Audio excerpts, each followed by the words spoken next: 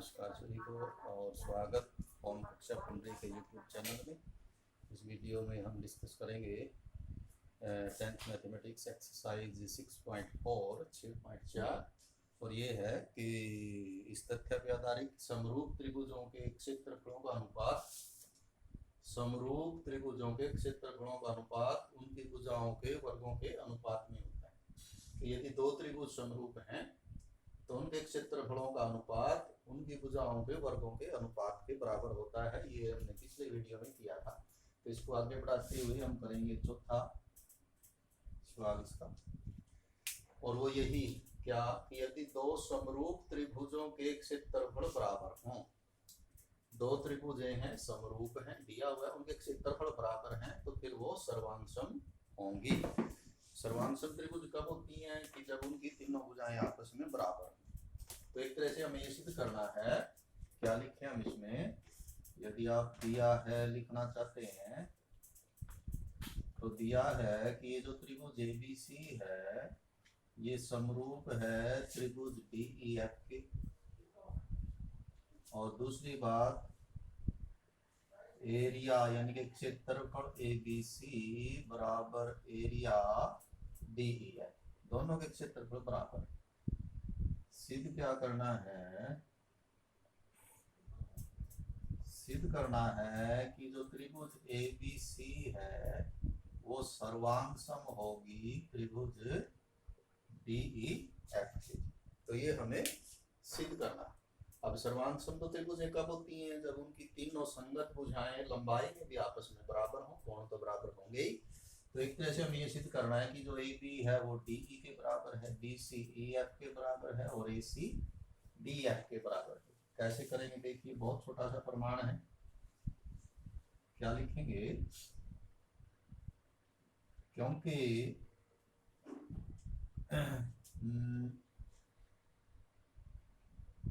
चलिए क्योंकि से शुरू करते हैं।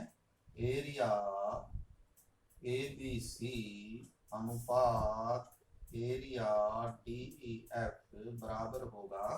अभी हमने जो पिछले वीडियो में थ्योरम की थी क्या थी वो, कि दो समरूप त्रिभुजों के क्षेत्रफलों का अनुपात, पहले बल्कि हमें लिखना चाहिए था कि ये क्या है, कि ये समरूप हैं।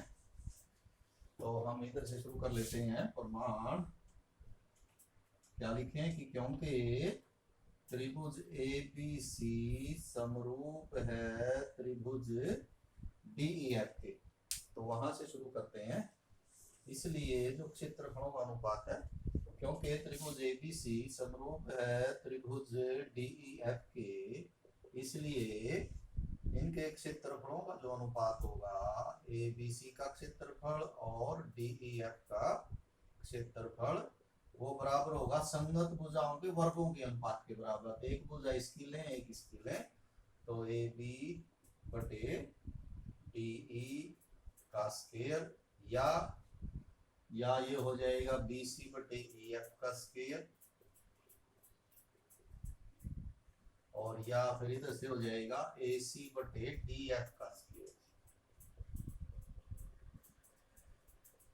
तो ये उस थ्योरम का, उस प्रमेय का हमने परिणाम जो है यूज किया कि समरूप त्रिभुजें यदि हैं तो क्षेत्रफलों का अनुपात उनकी भुजाओं के वर्गों के अनुपात के बराबर है। परंतु ये क्षेत्रफल तो बराबर है, परंतु जो क्षेत्रफल है ABC का वो बराबर है क्षेत्रफल DEF का। दिया हुआ है, ये दिया है, तो क्या अनुपात बनेगा फिर ये, यानी ये जो अनुपात आप बनाएंगे एरिया ABC बटे एरिया DEF बराबर हो जाएगा 1/1, क्योंकि क्षेत्रफल बराबर है। मान लिया ये 20 वर्ग मीटर या सेंटीमीटर जो भी है, तो ये भी 20 है, तो 20/20 कट के 1/1 आ जाएगा। यदि ये 40 है तो ये भी 40 है, तो 40/40 भी कट के 1/1 आ जाएगा। इसका मतलब क्या हुआ? इसका मतलब ये हुआ कि ये तीनों जो 1/1 हुए, यानी कि AB बटे DE का जो स्क्वायर है वो कितना हुआ? 1/1। दोनों वर्गमूल ले लें, वर्गमूल लेने पे ये हो जाएगा AB बटे DE बराबर 1/1। एक का वर्गमूल एक ही रहेगा। अब बार बार गुणा कर दें तो तो ए बी बराबर डी, आर पार गुणा कर दिया, ये लिया हमने, लेकिन ये किसके बराबर है, ये भी तो बराबर है, तो ये भी कर सकते हैं आप कि बी सी बटे ई एफ का स्क्वायर बराबर, ये भी 1/1 वर्गमूल लेंगे तो वही आ जाएगा बी सी बटे ई एफ बराबर 1/1, आर पार गुणा करेंगे तो बी सी बराबर ई एफ। तीसरा भी करके दिखाना चाहते हैं आप, करके दिखा दें तो नहीं, हम ये दोनों इस प्रकार ये भी लिख सकते थे। इसी प्रकार ये जो तीसरी भुजाएं आएंगी ए सी बराबर डी एफ आएगा, और यदि ये तीनों भुजाएं यानी कि इस त्रिभुज की तीनों भुजाएं इस त्रिभुज की संगत तीनों भुजाओं के बराबर आएगी, तो भुजाएं बराबर हैं, तो इसलिए क्या लिखेंगे हम कि त्रिभुज ए बी सी समरूप है त्रिभुज डी ई एफ। ये फाइनल परिणाम हमारा हो जाएगा। यानी कि एक तरह से हमें देखना था कि भुजाएं कैसे बराबर हो जाएंगी, और भुजाएं बराबर होना बड़ा आसान है। तो ये था चौथा। अब हम करेंगे पांचवा। वो एक अच्छा सवाल है, एग्जाम के पॉइंट ऑफ व्यू से बड़ा इम्पोर्टेंट है, और प्रश्न ये है कि DEF त्रिभुज ABC की भुजाओं AB BC AC के मध्य बिंदु है। ये त्रिभुज है ABC, तो ये जो D है वो AB का, ये जो E है वो BC का, और ये जो F है वो AC का मध्य बिंदु है। तो क्या करना बताना आपको, तो त्रिभुज DEF, ये जो बीच में पड़ी हुई है त्रिभुज, ये वाली त्रिभुज DEF तथा त्रिभुज ABC के क्षेत्रफलों का क्या अनुपात होगा। बड़ा अच्छा सवाल है। तो देखिए, यदि पूरा लिखना चाहते हैं आप तो ऐसे लिख सकते हैं कि दिया है त्रिभुज ABC जिसमें DEF जो है वो DEF भुजाओं AB BC AC के मध्य बिंदु,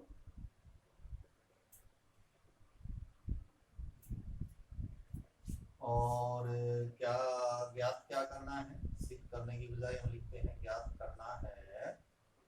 क्या ज्ञात करना है, त्रिभुज एरिया DEF बटे एरिया यानी कि क्षेत्रफल ABC, ये ज्ञात करना है। तो इसका हल करेंगे, देखिए कैसे करेंगे। हम ये जो त्रिभुजें हैं इसमें ये या ये या ये समरूप हैं ABC के, जो बड़ी त्रिभुज है वो कैसे समरूप हैं उसके लिए थोड़ा सा लिखते हैं हम, क्योंकि ये नौवीं में भी है थोड़ा, ये प्रमेय नौवीं में, क्योंकि जो E है, बल्कि ये कहिए आप D जो है वो AB का, और जो E है वो AC का मध्य बिंदु,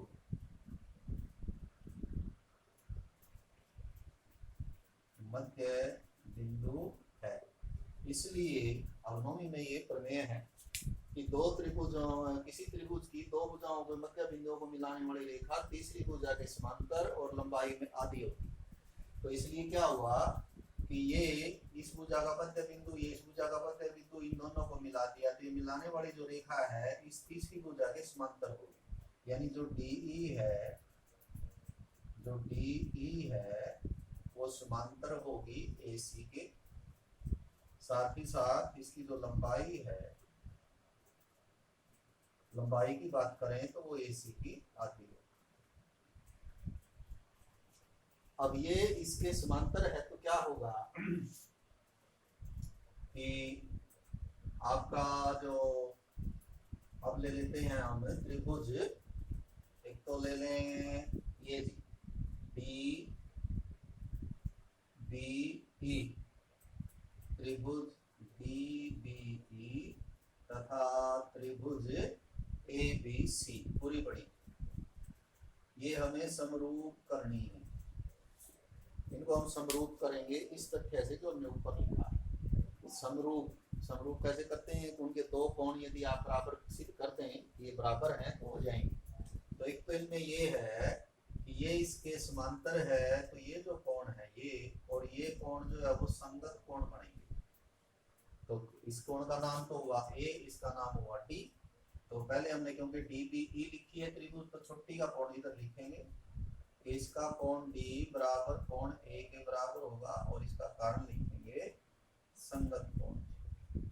और दूसरा एक कोण तो इनमें दोनों में है, ये कोण बी बराबर कोण बी साझा कोण है,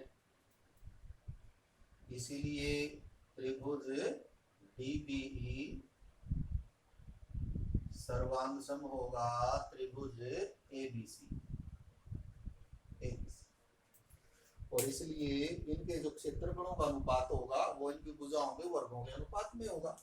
इसलिए आगे लिखेंगे हम, इसलिए एरिया डीबीसी बटे एरिया एबीसी किसके बराबर होगा, इनकी भुजाओं के वर्गों के अनुपात में। यानी एक भुजा डीबीसी की लेनी है और एक भुजा एबीसी की। अब कौन सी लेनी है वो देखें। यदि आप ये ले लेंगे डीबी तो इसकी ये पूरी बड़ी ए बी ले लें एबीसी की, या इसकी ये बी लें तो इसकी पूरी बड़ी ए सी ले सकते हैं। तो मर्जी है हमारी। तो हम क्या लेते हैं, एक त्रिभुज की भुजा लेंगे डीबीसी की और इसे नाम के हिसाब से लेंगे। जैसे यदि डीबी लिया है तो इधर ए बी आएगा, बीई लिया है तो इधर बीसी आएगा और डीई लिया है तो इधर ए सी, इस तरह से लेना। तो चलिए हम शुरुआत में यही ले लेते हैं डीबी, कि इसकी भुजा हो जाएगी डीबी और बड़ी की हो जाएगी फिर डीबी के हिसाब से ए बी, इसके वर्ग के बराबर होगा जी। ये कल वाली जो पिछली यूज की है पर मैं अभी हमने इस्तेमाल की है कि दो समरूप त्रिभुजों के, अब समरूप तो है ये सिद्ध कर दी हमने, तो समरूप त्रिभुजों के क्षेत्रफलों का अनुपात भुजाओं के वर्गों के अनुपात में। अब जो डीबी है वो ए बी का दुगना है, जो डीबी है चलिए ऐसे लिख देते हैं, ऊपर तो डीबी ही कर देते हैं उससे थोड़ा इजी रहेगा। ए बी को हम दुगना कर देते हैं डीबी कर। वो कैसे हुआ दुगना, क्योंकि ये मध्य बिंदु है तो ये दोनों हिस्से बराबर हुए दोनों पार्ट, तो जो ए बी है वो इसका दुगना हो गया क्योंकि ये दोनों। अब डीबी से डीबी आप कैंसिल कर सकते हैं तो ये रह जाएगा 1/2 का वर्ग और 1/2 का वर्ग हो जाएगा 1/4। यानी कि डीबीसी ये जो है इसका जो क्षेत्रफल है पूरी बड़ी का किस अनुपात में है, 1/4 का मतलब यदि पूरी का क्षेत्रफल 4 है तो इसका 1। इसी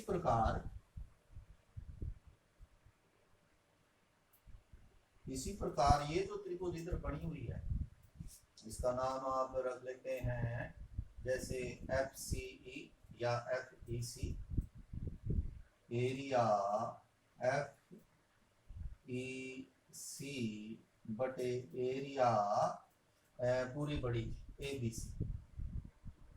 ये भी कितना आएगा, ये भी 1/4 आएगा, दोबारा लिखे करके दिखाने की जरूरत नहीं है। और एक बार फिर ये ले लेंगे एडीएफ तथा एरिया एडीएफ बटे में एरिया एबीसी, ये भी आएगा बराबर 1/4। तो 1/4 भाग ये, 1/4 भाग ये, 1/4 भाग ये, तो बीच में एरिया कितना बचा है करिए। इसलिए तो पहले हम इसका निकाल लेते हैं, एरिया डीईएफ, एरिया डीईएफ बराबर होगा, डीईएफ का एरिया कितना होगा कि जितना पूरा एबीसी का है, एरिया एबीसी उसमें से माइनस कर देंगे जी। क्या करें आप, ये एबीसी इधर ले जाएं मान लिया तो ये 1/4 एबीसी यानी डीबीसी का एरिया कितना हो जाएगा 1/4 और ये एरिया इधर गुणा होके हो जाएगा एरिया एबीसी। यहाँ भी ये यहाँ आ जाएगा तो एरिया एबीसी, ये भी यहाँ आ जाएगा एरिया एबीसी। और एरिया एबीसी जो है वो कॉमन ले लेते हैं हम इसमें से ताकि जल्दी हो जाएगा। तो एरिया ए बी सी अंदर क्या बचेगा, पहले तो पूरी बड़ी का कितना है area A B C common ले लिया 1, उसमें से पहले वाली का कितना होगा 1/4, इस दूसरी का कितना 1/4 और तीसरी का कितना 1/4।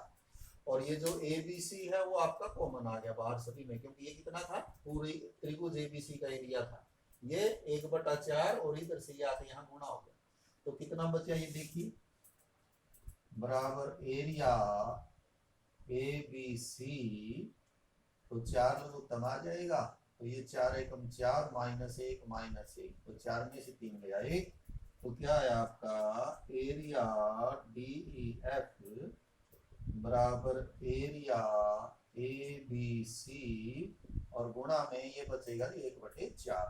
एरिया ABC को इधर ले आए क्योंकि हमें अनुपात बताना था, तो एरिया DEF बटे एरिया ABC बराबर 1/4, यानी हमारा आखिरी उत्तर होगा 1:4। अर्थात यदि सारे त्रिभुज का एरिया मान लिया 4 वर्ग यूनिट इकाई है 4, तो ये बीच वाली का होगा 1, तो चौथा हिस्सा जो है वो चौथा हिस्सा क्षेत्रफल होगा। तो एक बड़ा अच्छा आप कह सकते हैं सबसे अच्छा जो सवाल है इस एक्सरसाइज का वो कह सकते हैं। तो अभी हम छठा करेंगे। छठे में है कि दो समरूप त्रिभुजों के क्षेत्रफलों का जो अनुपात है, समरूप है त्रिभुज दोनों, और उनके क्षेत्रफलों का जो अनुपात है वो उनकी माध्यिकाओं के अनुपात के बराबर होगा। तो आप दो त्रिभुज बनाएंगे, नाम रख लेंगे इनके कि मान लिया ये त्रिभुज आपकी ABC और एक त्रिभुज और ले लेंगे DEF, और ये समरूप है, समरूप दो समरूप त्रिभुजों के क्षेत्रफलों का अनुपात, तो ये और ये समरूप हैं। और फिर ले लेंगे माध्यिका। माध्यिका क्या होती है, किसी भी भुजा के मध्य बिंदु को, मान लिया ये मध्य बिंदु है इसका M, तो इसको सामने वाले सिर से मिला दें तो ये माध्यिका कहलाएगी। इस भुजा का मध्य बिंदु ले लेंगे और इसको सामने वाले सिर से मिलाते हैं तो ये माध्यिका हो जाएगी, नाम रख देते हैं इसका N। तो क्या दिया है त्रिभुज ABC समरूप है त्रिभुज DEF के, और AM और DN माध्यिकाएं हैं, AM DN माध्यिकाएं। सामने वाली भुजा का मध्य बिंदु लेके सामने वाले सिर से मिला देना है तो माध्यिका हो जाएगी। आप ये भी कर सकते हैं, इसको सामने वाले के मध्य, वो भी माध्यिका। सीधी क्या करना है या ज्ञात क्या करना है, बल्कि सीधी करना है कि इनके क्षेत्रफलों का अनुपात जो है वो कि क्षेत्रफल ABC बटे क्षेत्रफल DEF बराबर इनकी माध्यिकाओं के वर्गों के अनुपात, यानी पहले इसकी माध्यिका, क्योंकि ऊपर नाम हमने ABC लिखा है, AM बटे DN का स्क्वायर, ये सिद्ध करना है। प्रमाण बड़ा इजी है इसका, बड़ा आसान है और छोटा आसान है। कैसे है, पहले तो ये रिजल्ट इस्तेमाल करें कि क्योंकि त्रिभुज ABC समरूप है त्रिभुज DEF के, इसलिए इनके जो क्षेत्रफलों का अनुपात होगा ABC अनुपात DEF वो बराबर होगा इनकी भुजाओं के वर्गों के। तो इनकी भुजाएं ले लें, जैसे इधर से आपने ले लिया AB और एक भुजा इसकी ले ली DE का स्क्वायर, और भी लिख सकते हैं आप बराबर BC बटे EF का स्क्वायर और बराबर AC बटे DF का स्क्वायर, तो वो भी लिख सकते हैं। तो लेकिन हमारा काम इसी से चल जाएगा, इसको नंबर 1 पे। अब क्या करें कि एक त्रिभुज तो ये ले लें इधर वाली और एक इसकी ये ले लें, त्रिभुज ABM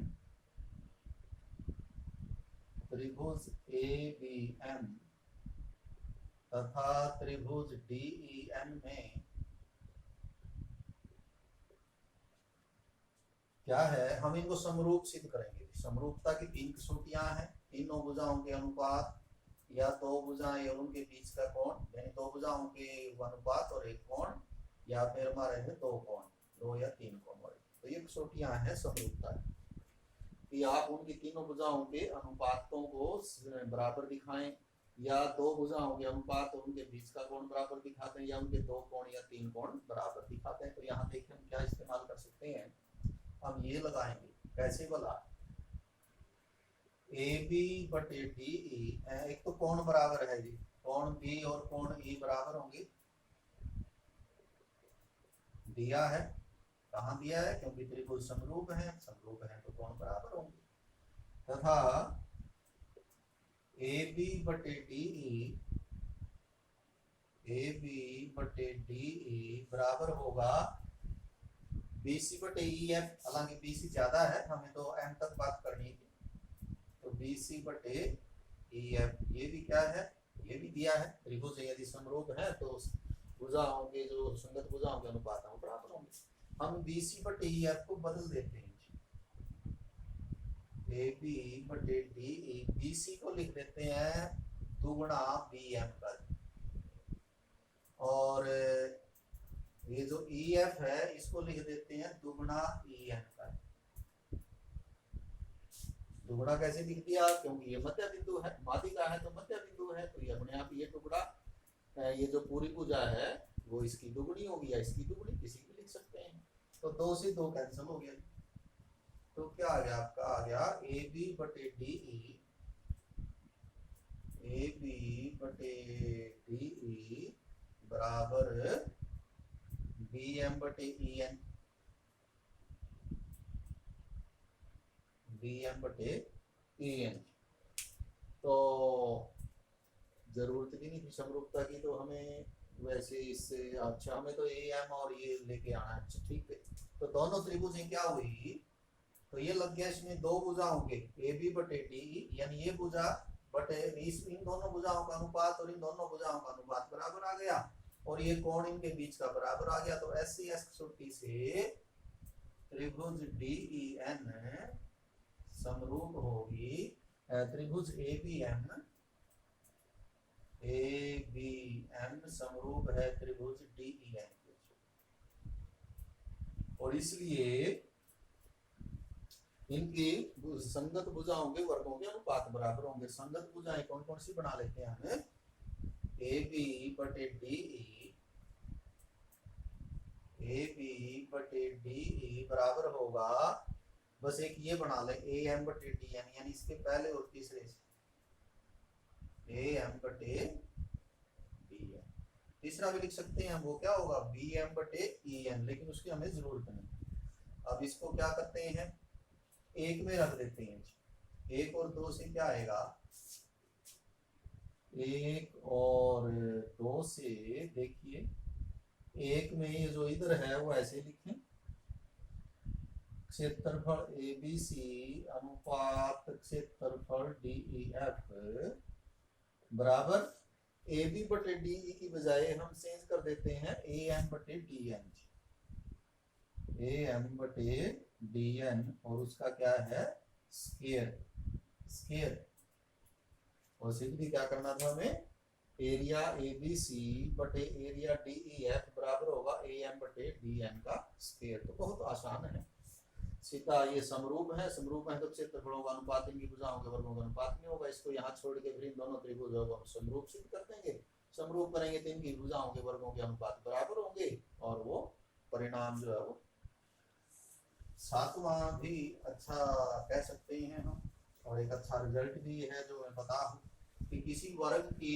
भुजा पे समबाहु त्रिभुज बनाई जाए और उसके विकर्ण पे समबाहु त्रिभुज बनाई जाए, तो जो क्षेत्रफल होगा भुजा पे जो बनेगी वो आधा ही होगा विकर्ण से।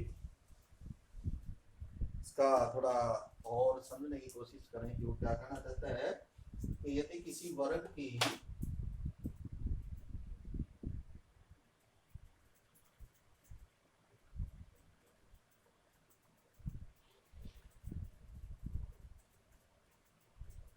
तो ये एक वर्ग बना लेते हैं हम,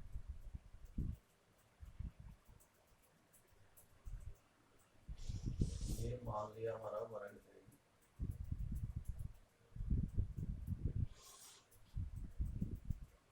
ABCD नाम रख देते हैं इसका, AB बी सी डी एक वर्ग और ये इसका विकर्ण हुआ।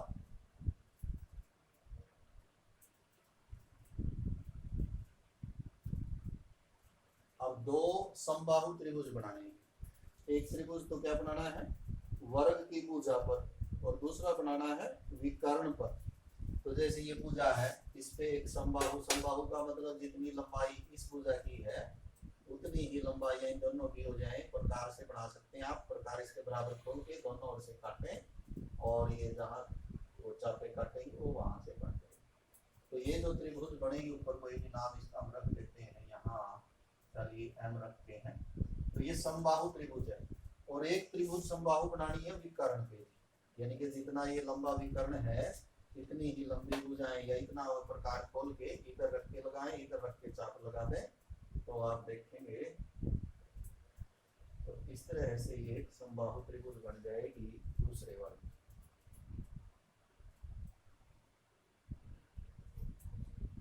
तो एक समबाहु त्रिभुज ये बन जाएगी, इसका भी नाम कोई रख देते हैं, चलिए एन रखते हैं। ए सी एन समबाहु त्रिभुज, बी सी एम समबाहु त्रिभुज। आपको सिर्फ ये करना है कि इसका जो क्षेत्रफल है इससे आधा होगा, तो बड़ा आसान है। ये भी दिया है वर्ग ए बी सी डी, जिसकी भुजा ए बी, भुजा डी सी, जिसकी भुजा डी सी तथा विकर्ण एसी पर समबाहु त्रिभुज बने। समबाहु का मतलब होता है तीनों भुजाएं बराबर, समबाहु त्रिभुज बने हैं। तो आपको क्या ज्ञात करना है या सिद्ध करना है, क्योंकि इसमें परिणाम दिया है तो सिद्ध करना हुआ। क्या सिद्ध करना है कि जो एरिया होगा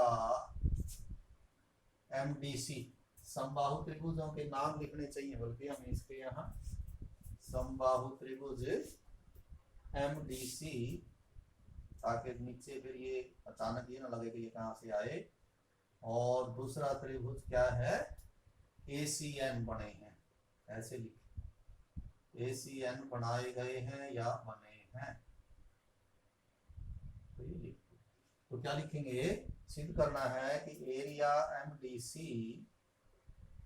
बटे एरिया ACN बराबर 1/2 होगा, मतलब आधा हो जाएगा। इसका 2 है तो इसका 1 है, तो अपने आप ही आधा होगा। तो प्रमाण एक तो ये है कि दोनों त्रिभुज समबाहु हैं, ये भी और ये भी, तो अपने आप ही समरूप हुई, क्योंकि समबाहु त्रिभुज का जो कोण है वो 60 का ही होता है। तीनों कोणों का जोड़ 180/3। तो चाहे आप इस त्रिभुज की बात करें चाहे इस त्रिभुज की बात करें, इनके कोण 60-60 डिग्री के होंगे। तो मतलब तीनों ही कोण आपस में बराबर हैं, सभी 60-60 डिग्री के हैं। तो क्यों कोण बराबर है तो समबाहु है, आपको लिखने की जरूरत नहीं, सीधा लिखेंगे आप। तो लेकिन उससे पहले हम ये निकाल लेते हैं कि ये जो AC है वो कितनी होगी। तो ये समकोण त्रिभुज बनेगी आपकी, कौन सी बोला, समकोण त्रिभुज ABC में ये जो AC है ये इसका विकर्ण हुआ। तो AC स्क्वायर कितना होगा, वो होगा आधार का वर्ग यानी AB का वर्ग जमा BC का वर्ग।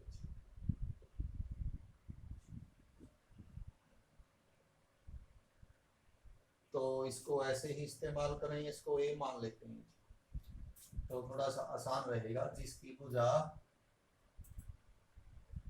DC बराबर A, यही लिख देते हैं हम, DC बराबर A। अब DC यदि A है तो अपने आप ही सभी क्या हो जाएंगी, सभी भुजाएं A हो जाएंगी। कोई सी भी लिख लें आप, ये भी A, ये भी A। तो DC बराबर A तथा विकर्ण AC। तो हम विकर्ण ज्ञात कर लेते हैं। तो ये कितना हुआ, AB जो है वो A हो जाएगा और BC भी A हो जाएगा। तो ये हो जाएगा 2A स्क्वायर, AC स्क्वायर है ये। तो AC इसका वर्गमूल लेने पे आ जाएगा, 2 का तो वर्गमूल नहीं निकलेगा, लेकिन ए का निकल के आ जाएगा, ए स्क्वायर का निकल के आ जाएगा ए। कहने का अर्थ ये जो भुजा है वो वर्गमूल 2a है, तो ये भी वर्गमूल 2a होगी, ये भी वर्गमूल 2a होगी। यानी इस त्रिभुज की भुजाएं तो a और a होंगी, और इसकी भुजाएं वर्गमूल 2a वर्गमूल 2a वर्गमूल 2a होंगी। क्योंकि त्रिभुज MDC समरूप है त्रिभुज ACN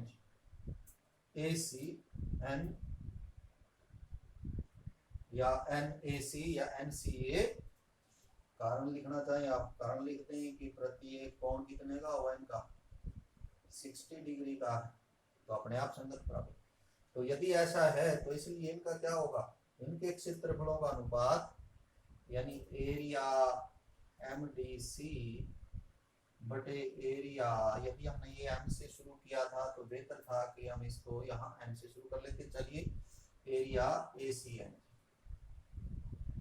तो संगत भुजाओं के वर्गों के अनुपात में होगा, तो भुजाएं ले लेते हैं। तो भुजा तीनों ही बराबर हैं, ये तो कोई सी भी भुजा के किसी के भी ले लें। तो MDC का कोई एक भुजा इसकी ले लेते हैं, मान लिया इसकी DC ले ली थी, और एक भुजा इसकी ले लें, आप कोई सी भी ले लें इसके हिसाब से, तो CN बनेगी। यदि हम इसकी DC लें तो ये CN स्क्वायर, लेकिन DC है कितनी, DC जो है वो A है, और CN कितनी आएगी, CN जितनी ये है उतनी ही CN आएगी, तो ये होगी वर्गमूल 2a, और इसका क्या करना है स्क्वायर, a से a कैंसिल हो जाएगा तो क्या बचेगा 1 बटा वर्गमूल 2 का स्क्वायर।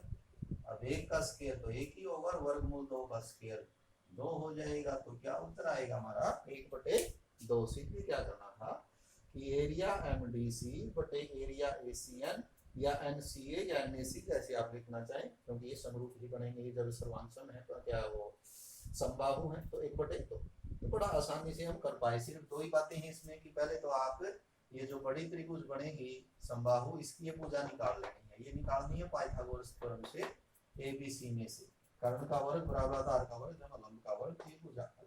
उसके बाद ये लिखेंगे कि ये दोनों समरूप हैं, समरूप है तो इनके क्षेत्रफलों का अनुपात भुजाओं के वर्गों के अनुपात में होगा, और फिर भुजा की हमने वैल्यू रखी और उत्तर आ गया 1 बटे 2। तो इसी के साथ ही एक्सरसाइज भी हमारी जो है कंप्लीट होती है। Have a nice